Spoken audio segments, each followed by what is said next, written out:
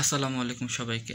আমি মোহাম্মদ সাকিব হোসেন সিটবিকের সাথে as a skill development instructor হিসেবে যুক্ত রয়েছি। আজকে আমরা সায়েন্স বেস প্রজেক্ট সম্পর্কে এক আলোচনা করব। আশা করি এই ভিডিও শেষে আপনারা সবাই সায়েন্স বেস প্রজেক্ট সম্পর্কে একটা ন্যূনতম ভালো ধারণা অর্জন করতে পারবেন। চলুন আজকে আমরা সায়েন্স বেস প্রজেক্ট সম্পর্কে যে ভিডিওটা করব সেটা শুরু করি।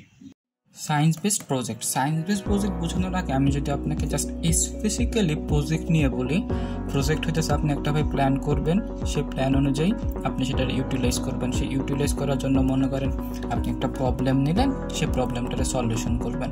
এই প্রবলেম সলিউশন করার প্রক্রিয়াটাই হইতেছে এটা প্রজেক্ট। তো হচ্ছে আমি যদি এই জিনিসটাকে সায়েন্স রিলেটেড করি তাহলে সেটা সায়েন্স বেসড প্রজেক্ট। এই সায়েন্স বেসড প্রজেক্টটাকে আমি আপনাকে বোঝানোর জন্য কয়েকটা ধাপ অনুসরণ করব। সেই ধাপগুলো দ্বারা আমি আশা করি আপনারা খুব ইজিলি এই সায়েন্স বেসড প্রজেক্ট সম্পর্কে বুঝতে পারবেন। সর্বপ্রথম কাজটি হচ্ছে আপনার প্রবলেম সিলেক্ট করা। আপনি একটা জিনিস নিয়ে ভাবতেছেন, সেই প্রবলেমটা সিলেক্ট করবেন।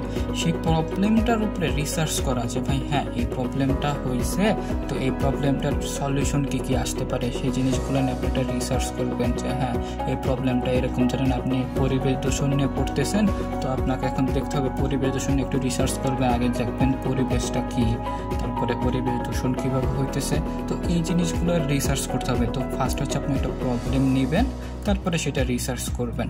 প্রবলেম নিয়ে রিসার্চ করলেন, রিসার্চ করার পরে আপনি একটা প্ল্যান সলিউশনে যাবেন যে হ্যাঁ আমি এটা সলিউশন করতে গেলে এই প্ল্যান করা লাগবে আমাকে। তো এই জিনিসটা এটা হচ্ছে ফার্স্ট তিনটা ধাপ। আপনি একটা প্রবলেম নেবেন, তারপরে সেটাকে রিসার্চ করবেন, তারপরে সলিউশন বের করার জন্য একটা প্ল্যান তৈরি করবেন। প্ল্যান করার পরে আপনি নিজেই দেখতে পারবেন যে এই প্রজেক্টটা আপনি কমপ্লিট করতে গেলে আপনার কিছু কিছু জিনিস দরকার। লিস্ট অফ ইসেনশিয়াল প্রোডাক্টস, আপনার যে কিছু কিছু নিত্য প্রয়োজনীয় জিনিস লাগবে সেইগুলোর একটা লিস্ট তৈরি করে ফেলবেন যে হ্যাঁ আমি এই প্রবলেমটা সলিউশন করব। প্রবলেমটা সলিউশন করতে গেলে যেমন ধরেন আমি ভাই লেবুর শরবত বানাবো, লেবুর শরবত বানাইতে গেলে আমার একটা গ্লাস লাগবে, লেবু লাগবে, লেবু কাটা লাগবে, তারপর হচ্ছে একটা চিপটে রস বের করা লাগবে। এই যে আপনি এই যে উপকরণগুলো আপনার লাগবে, চামিচ লাগবে, চিনি লাগবে, তো হচ্ছে এই জিনিসগুলো করার জন্য যে লিস্ট অফ এসেনশিয়াল প্রোডাক্টস, এই আপনি একটা লিস্ট তৈরি করে নেবেন। এই লিস্টটা তৈরি করার পরে আপনার সর্বপ্রথম কাজটা হইতেছে হচ্ছে, তারপরে যে কাজটা খুবই গুরুত্বপূর্ণ কাজ সেটা হচ্ছে বাজেট। হ্যাঁ, আপনি বাজেটটা সিলেক্ট করবেন। ধরেন ভাই আমি হচ্ছে এখানে একটা প্লাস্টিকের চামচও কিনতে পারি লেবুর শরবত তৈরি করতে, একটা কাঁচের চামচও কিনতে পারি। আমার জন্য কোনটা বেশি কোনটা করলে আমার জন্য বেশি হেল্পফুল হবে সেই জিনিসটা আমার দেখতে হবে। তারপরে হচ্ছে কোনটা আমার বাজেটের সাথে কমাই নেওয়া যায়। প্রজেক্ট করতে গেলে একটা জিনিস অলওয়েজ মাথায় রাখতে হবে, সেটা হচ্ছে বাজেট নিয়ে। প্রজেক্টের কাজটাই হতেছে মেইনলি আমার হচ্ছে কত কম খরচে একটা জিনিস কইরা ফেলা, সেটাই হতেছে প্রজেক্টের মেইন যেই আপনার যে বলে ইশতেহার বা ম্যানিফেস্টো ওইটা। তো হইতেছে হচ্ছে আপনার বাজেটটা নিয়ে দেখা লাগবে যে আপনার এসেনশিয়াল যে প্রোডাক্ট আছে সেটাকে আপনি কত কম খরচে নিয়ে আসতে পারেন, এই বাজেট নিয়ে করতে হবে। তারপরে বাজেট নিয়ে আপনি সব লিস্ট অফ প্রোডাক্ট কিনে ফেলে তারপরে হচ্ছে আপনি একটা মডেল তৈরি করবেন। তারপরে যে মডেলটা তৈরি করেন, এই মিকা মডেলটা তৈরি করে এটার বাস্তবায়ন করাই হচ্ছে আপনার প্রজেক্টের একটা কাজ শেষ। রিডিজাইন নামে আমি আরেকটা জিনিস লিখে রাখছি, এইটা আমি আপনাকে একটু পরে বলবো। তো আমি যদি এটা আরেকবার কভার আপ করি সুন্দর করে, তাহলে হইতেছে আপনি সায়েন্স বেস প্রজেক্ট করতে গেলে আপনার একটা প্রবলেম সিলেক্ট করা লাগবে। ফার্স্টে আপনি একটা প্রবলেম সিলেক্ট করলেন, তারপরে সেটাকে নিয়ে একটু রিসার্চ করবেন যে ভাই আমি একটা প্রবলেম সিলেক্ট করছি, সেই প্রবলেম নিয়ে একটু রিসার্চ করলাম, একটু পড়াশোনা করলাম। তারপরে সেই রিসার্চ করার পরে এটার একটা প্ল্যান সলিউশন করবেন যে এটা সলিউশন করতে গেলে আমার এই প্ল্যান করা দরকার, এই প্ল্যান করা দরকার। প্ল্যানগুলো আপনি করার সাথে সাথেই আপনার কাছে একটা লিস্ট চলে আসবে, সেটা হচ্ছে এসেনশিয়াল প্রোডাক্ট কী কী লাগে। এসেনশিয়াল প্রোডাক্টের একটা লিস্ট করে ফেলবেন, তারপর একটা বাজেটে যাবেন যে হ্যাঁ ভাই আমার এই টাকা লাগতেছে, এই টাকার একটা বাজেট করে তারপর আপনি একটা মডেল তৈরি করবেন, তারপর এটাকে বাস্তবায়ন করবেন। এইটা হচ্ছে একটা প্রজেক্ট করার প্রাইমারি স্টেপ, মানে হচ্ছে একটা ধাপ, যেটা আমি বলতে পারি হ্যাঁ এগুলো দিয়ে আপনি একটা প্রজেক্ট তৈরি করে ফেলতে পারবেন। তারপরে রিডিজাইন নিয়ে আমি একদম সবার শেষে বলবো। এর আগে আমি বলে নেই প্রজেক্ট কয় ধরনের। Science based project typically mainly হচ্ছে 3 টাইপস। আমরা 3 ধরনের সায়েন্স বেসড প্রজেক্ট দেখে থাকি। এছাড়াও আরও অনেক ধরনের ভাগ আছে, আমি যেগুলো ধাপে ধাপে আপনাদেরকে বলবো। সবার প্রথমে যদি আমি বলি নন mechanical project. Non mechanical project একটা হচ্ছে ইনকমপ্লিট প্রজেক্ট, এটা হচ্ছে কমপ্লিট না, এটা সবসময় এটা ইনকমপ্লিট প্রজেক্ট হিসাবেই পরিচিত, এটা ইনকমপ্লিট প্রজেক্ট হিসাবেই থাকে। তো বাকি যে দুইটা আছে মেকানিক্যাল প্রজেক্ট আর হচ্ছে আপনার আইটি প্রজেক্ট, এই দুইটা হচ্ছে কমপ্লিট প্রজেক্ট, এইটা হচ্ছে 100% কমপ্লিট করা থাকে, বাট নন মেকানিক্যালটা আপনার কমপ্লিট করা থাকে না, এর জন্য এটা নন মেকানিক্যাল বলতে গেলে।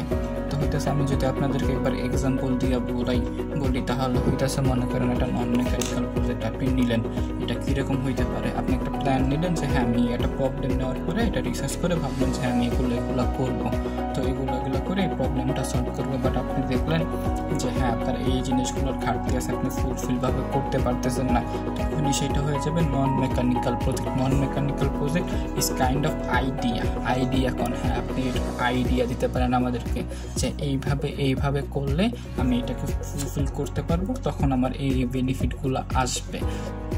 এইভাবে করেই একটা নন মেকানিক্যাল প্রজেক্ট করা হয়। আমি আপনাদেরকে প্রথমে যে লেবু শরবতের উদাহরণটা দিয়েছিলাম সেইটা দিয়ে যদি বলি, আপনি এক জায়গায় লিখে গেলেন যে এইভাবে লেবু শরবত বানাইতে হয়, লেবু শরবত বানানোর পর আপনার এই উপকারী হবে, এটা যখন আপনি পান করবেন, তো এইটা হচ্ছে একটা নন মেকানিক্যাল প্রজেক্ট। যখন আপনি লেবু শরবত বানাইয়া খাবেন, তখন হইতেছে এটা মেকানিক্যাল প্রজেক্ট হয়ে যাবে যে হ্যাঁ আমার হচ্ছে পুরোপুরি কমপ্লিট করা আছে।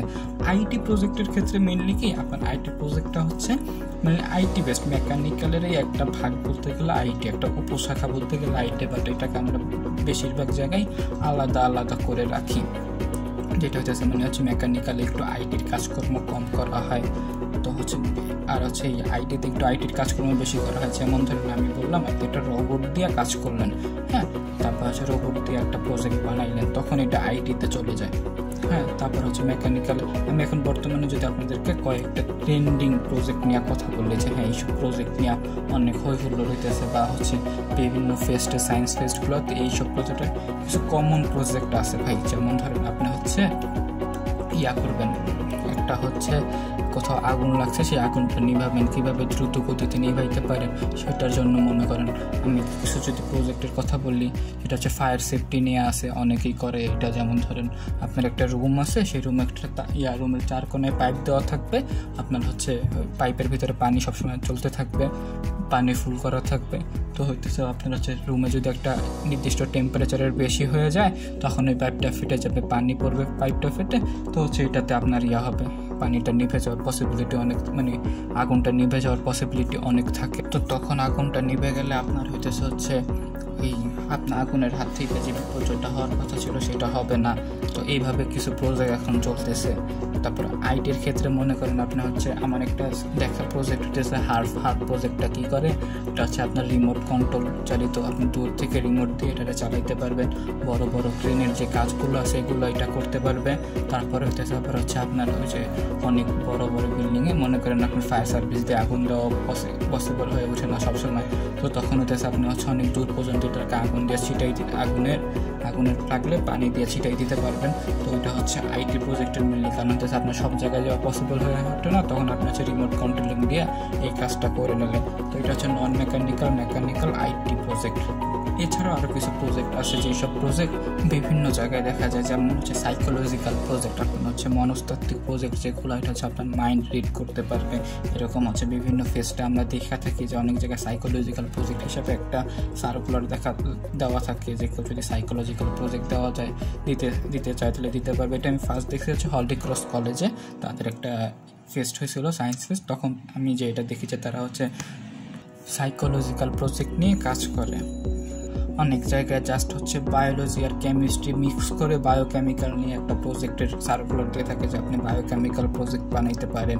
সেখানটা মেইনলি আপনার হচ্ছে অনেকেই যেই প্রজেক্টটাগুলো করে যেটা হচ্ছে আপনার হচ্ছে ফুড পয়জন নিয়ে কীভাবে হচ্ছে ফুড পয়জনটা রোধ করা যায়, বা ফুড প্রিজারভেটিভ নিয়ে কীভাবে ফুডটাকে রক্ষা করা যায়, এগুলো নিয়ে অনেকেই করে।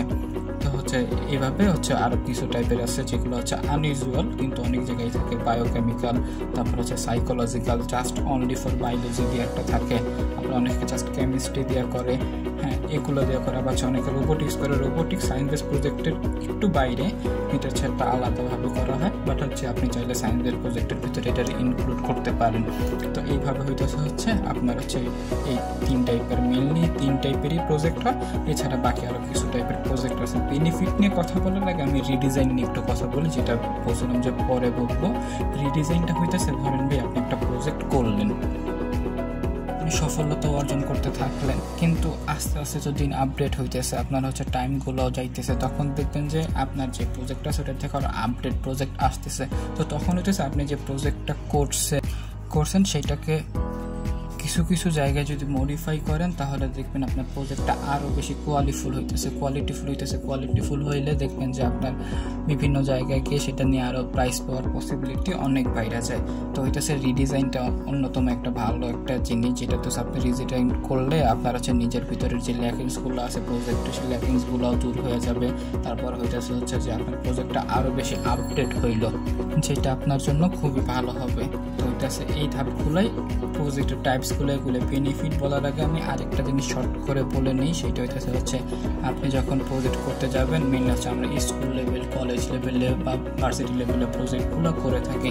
তো প্রজেক্টগুলো করলে মেনলি 3টা মেম্বার নিয়ে আমরা প্রজেক্ট করেছি। এখানে আমরা কম্পিটিশনে যাই, 3 মেম্বার্স থাকে, 3 মেম্বারের হচ্ছে প্রজেক্টটা করা হয়ে থাকে 3 জন মেম্বারকে নিয়ে। তো হচ্ছে 3 জন মেম্বার কেন পাই? 3 জন মেম্বার এটা হচ্ছে আপনাদের জন্য হেল্পফুল হয়ে যায়। কারণ একজন হচ্ছে বাজেটে বেশি একটু কন্ট্রিবিউট করলো, একজন বেশি টাইম দিল, পরিশ্রম করলো, আর একজন একটু বেশি করে ঘাটাঘাটি করে আইডিয়া দিল।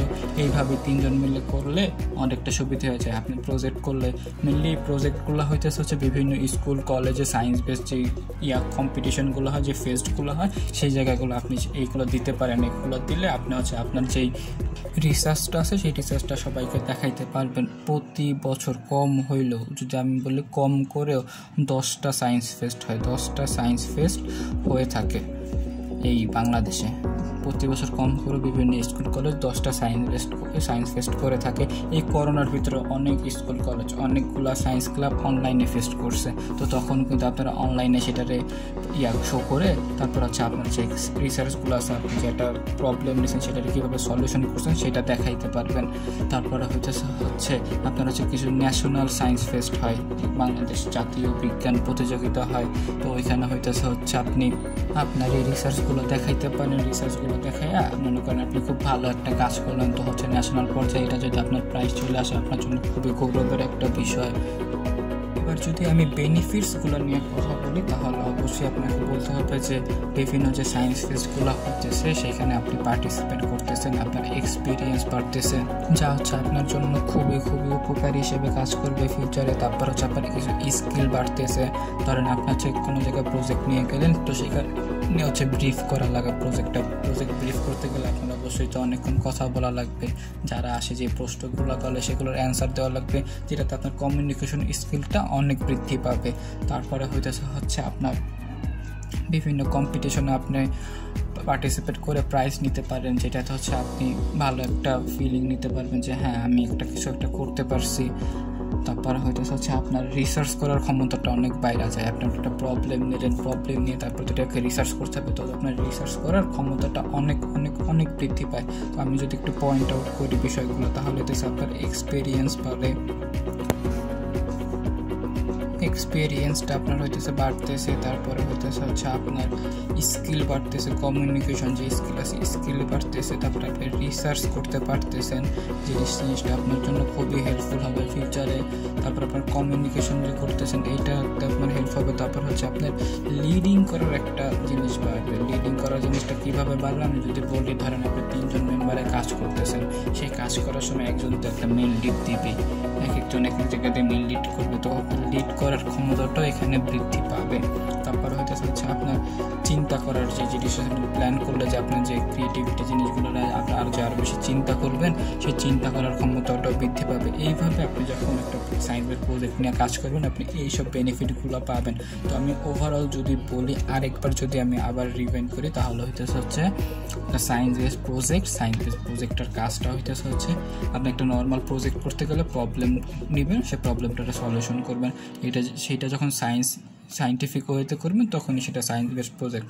এই সায়েন্স বেসড প্রজেক্ট করতে গেলে আমি আপনাদেরকে কয়েকটা ধাপ দেখাইছি, সেই ধাপগুলো অনুযায়ী কাজ করলে সায়েন্স বেসড প্রজেক্টটা খুব ইজি হয়। এটার হচ্ছে একটা বেসিক ধারণা সায়েন্স বেসড প্রজেক্টের।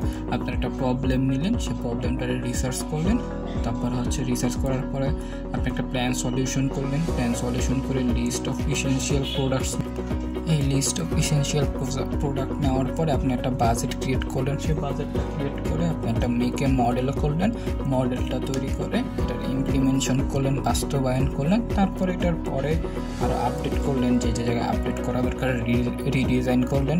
প্রজেক্টটা 3 টাইপস, আর অনেকগুলো টাইপস আছে আমি যেগুলো সম্পর্কে আপনাদেরকে আগে বলেছি। Non mechanical project, mechanical project, IT project. এগুলোর মেন পার্থক্য non mechanical incomplete, mechanical complete.